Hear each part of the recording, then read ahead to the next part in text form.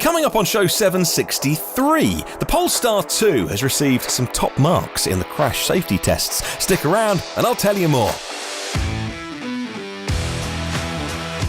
Plus, we're talking about the Volkswagen ID4 being spotted in coupe form, a van from Opel Vauxhall, the Vivaro E, and why Ford have filed a trademark for the Lincoln E-Glide. Well, good morning, good afternoon, or good evening, wherever you're listening around the world. Welcome to EV News Daily. This is what happened on Wednesday, 29th of April. My name is Martyn Lee, going through every EV story, so you don't have to. And thank you for your patience as I took just a few days off the podcast.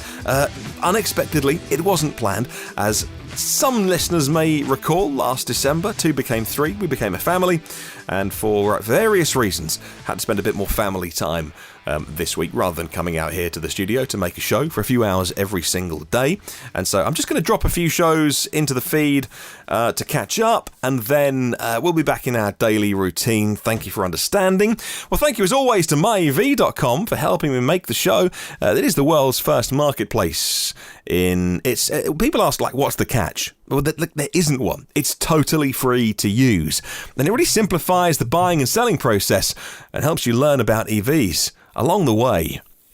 Let's kick off with news about the Volkswagen ID4. The electric crossover has been spied in coupe form. Could it be the ID5? Let's find out. According to Autoblog, a fan of one of their spy photographers happened upon an ID4 prototype and shared the pictures. It shows the crossover is getting a low-roof coupe version. And like I say, we know that going to the US, the ID3, the Golf that's not a Golf, is not going to the US, but the ID4 and 5 will be. One of them is a crossover SUV. One of them is more of a swoopy coupe crossover style thing. And so this could be the ID5, or maybe it's a version of the ID4 that's been spied testing. Of course, it's got the amusingly fake tailpipes. Yes, you're kidding nobody, VW. Similar size and proportions to the ID4 that we've seen so far. Same curvy bodywork, but the roof is very different. The roof slopes downward from the back of the rear doors all the way to the tailgate. It's a fastback, if you like, if you know that style. Fastback roof. Very, very popular amongst luxury crossover buyers. Looks like the rear headroom may not be particularly reduced compared to some other fastback versions of cars that are made. Luggage space will be, by the look of it. Example, also, the one that's been pictured has a little wing at the top of the hatch to make it look sporty. So, what is this? Well, the standard ID4 is going to have an 83 kilowatt hour battery pack and around 250 miles. They also say that VW will be using GTX as the electric version of the GTI, so four-wheel drive, etc. So maybe we're looking at a sporty version of the ID4, maybe the ID5. I'm going to carry on looking at these pictures, try and work out what on earth it is, look for more stories, and I'm sure it's not the last time we'll talk about it on the podcast this week. Let's talk vans. Very, very important to electrify working vehicles. Hugely important because they do millions of miles. Opel Vauxhall unveiled more details about the Vivaro E. It's coming, and it's coming later this year. It has a 100 kilowatt motor and 2 battery options that'll get you up to 205 miles on the European test cycle. No official information about the battery cells at the moment, but bearing in mind there is the Peugeot E208 on the market and the Opel Corsa E. It'd be a fair assumption to make that there is some relation there. Pedro at Push EV says the Opel Vivaro E looks like a good alternative to the Nissan ENV200. That has a WLTP range of just 124 from its 40 kilowatt hour battery. And since Carlos Ghosn left Nissan, they seem to be in a bit of a no man's land with EVs. I don't know. I've seen roadmaps and slides and presentations that are, like what we'll be doing in the 2020s. And there's lots of nice words being said by Nissan, but I do worry a little bit that they maybe lost their head of steam that they'd built up with the Leaf. Still a great car, by the way, but it allows, rather than them, they could have made a great van a couple of years ago and increased the range, but now Opel Vauxhall coming along and showing them, actually, here's a van with 200 miles. For last mile deliveries, this would be perfect. In fact, 200 miles is more than last mile, right? For any Amazon delivery, DPD, those kind of services that are doing a planned route, and if you know that your maximum route is 150 miles a day for deliveries, come back to base, charge up overnight, this is a no-brainer. Powerful motor, easy to use. They want to do the payment through an app called Free to Move. They want an app. They will have, they say, an app that accesses the van so that you've got those connected services. It can tow. It's rated to tow. It's going to come with a tow, an optional, but it will come with an optional tow hitch. For professionals, there's going to be driver assistance systems as well to ease the burden on drivers. And this looks exciting. This looks really super cool. I'm not sure that vans, the kind of delivery vans that are going to bring you Amazon packages, do they need any more than 200 miles? Look, we all want 1,000 miles from any EV, right? With a small, lightweight battery that's nice and cheap and goes for 1,000 miles. But being realistic, it's much better to put the appropriate size battery in a vehicle which is fit for purpose. And so actually, you know what? This seems about as far as you'd probably want to go for this certain purpose. I'm sure people listening to the podcast or people who want to buy a van that need to do long distances would want something a bit bigger, but you know, they're coming. We know they're coming. Let's talk Tesla Model 3. And stats for the European market are coming in now, and they're just being compiled for March, even though we're now staring at May. And there's obviously been a decrease in new passenger car registrations, but it's down by 52%. And I don't know how it's not down more. Obviously, April is going to be, you know, if anything has been sold in April, we'll be amazed. But actually down by only 52%. I think that's quite amazing because much of Europe was with stay-at-home orders. In terms of the type of powertrain, though, electrified cars, so pure battery cars and plug-ins and soft hybrids, expanded their share in March to 147,500 vehicles and a record market share of 17.4%. Of course, that's in proportion. Fossil cars going down, and so actually EVs. But look, 17.4% is crazy high. Pure battery electric vehicle expansion was possible because of plug-ins. Hybrids went down a bit. Tesla Model 3 was the second best-selling car. Hold on. Let me say that again. Tesla Model 3 was the second best-selling car overall. Yes, not just EVs. That is a second podium for the Model 3 after a third place back in December last year. The volume was lower.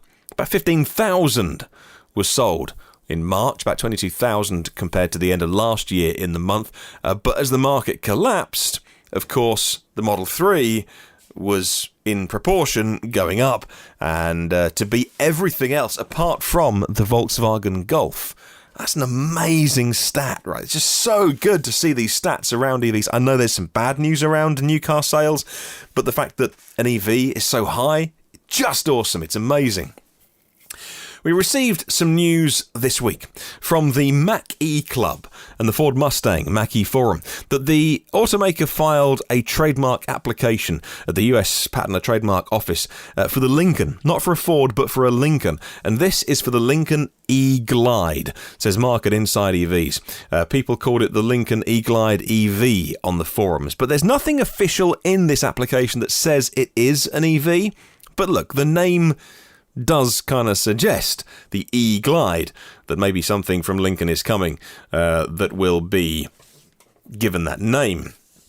They are indeed ramping up their EV efforts. Sadly, do you remember the news that Lincoln was going to be using the Rivian platform? Obviously, Ford have a big investment in Rivian, and they doing big plans with Rivian. They were going to use the Lincoln name and build it on the Rivian platform. That's been cancelled because of the COVID-19 situation. Some people speculating the e-Glide could have something to do with suspension or an operating mode, but maybe it's something to do with making this a very luxurious gliding e-Glide electric vehicle from Lincoln. But yes, like I say, I mentioned this on yesterday's podcast. There are various stories floating around how some EV plans are being changed and COVID is being blamed, and I'm just wondering how much of it is and how much of it is just timing.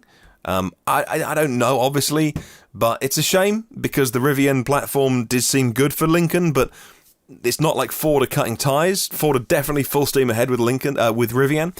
So that is the news today. Looking forward to seeing what Lincoln do, though, with EVs.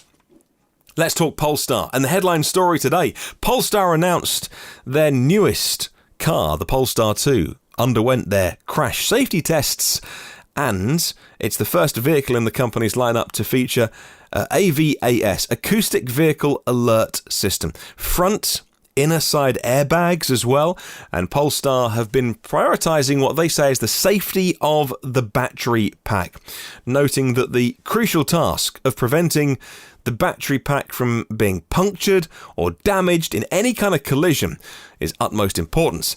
According to Teslarati, their new system inside the Polestar 2 protects the battery from permanent damage. Polestar have been utilising a SPOC.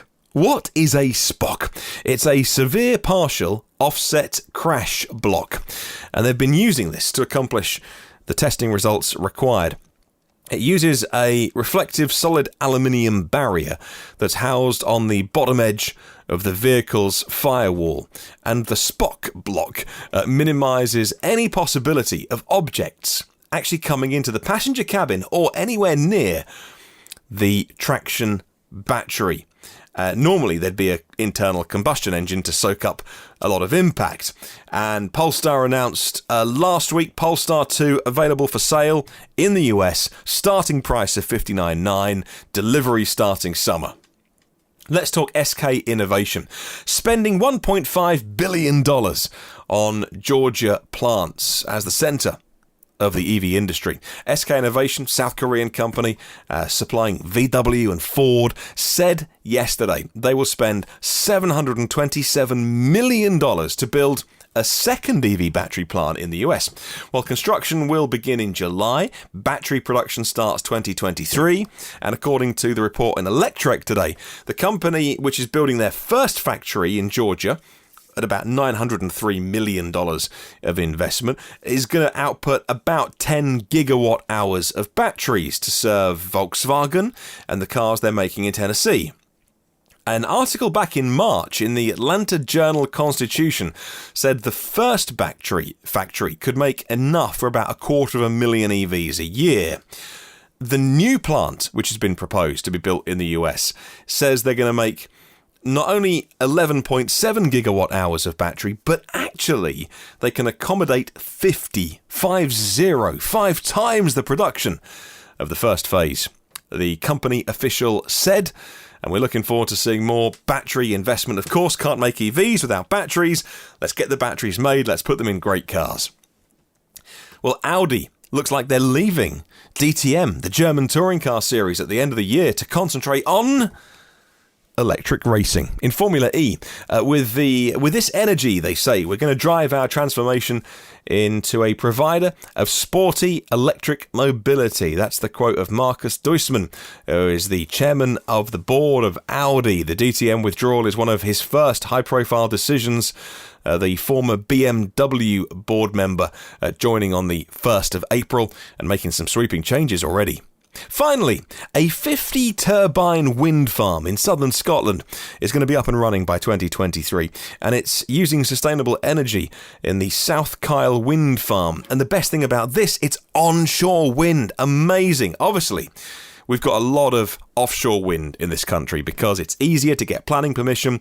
People don't complain that it'll be an eyesore, blah, blah, blah. I don't care, but some people don't like to look at wind turbines out to sea. And also, we are the windiest country in Europe, so we got a lot of wind, and we make the most of it out to sea. However, onshore wind, much cheaper. There are pros and cons, I get that, but much cheaper to install. And so 50 wind turbines are coming to power 170,000 homes in Scotland. The best thing is, it's the equivalent of taking off the road 65,000 fossil cars every year. Amazing. 300,000 tonnes of carbon dioxide saved annually. It's going to cost 320 million, which is really nothing for 50 wind turbines. And onshore wind is such a cost-effective way to make lovely, clean, green power. Okay, question of the week this week on Sunday's show. I'll read out your answers to which car you've driven in the past, or maybe you're driving now, that you would like converted to EV power. Just email me hello@evnewsdaily.com about any show, any topic on the show, or leave a comment on the YouTube show. Thank you to all of my patrons. My premium partners, Phil Roberts of Electric Future, Brad Crosby, Avid Technology, Brightsmith Group for clean tech talent, Porsche of The Village in Cincinnati, and Audi of Cincinnati East. If you can leave a little review on Apple iTunes, it helps grow the show. It's amazing if you can, but no worries if not. Yeah, check out Patreon if you want to, patreon.com/EV News Daily if you would like to support the work that we're doing here. Have a wonderful day. I'll catch you tomorrow, and remember, there is no such thing as a self-charging hybrid.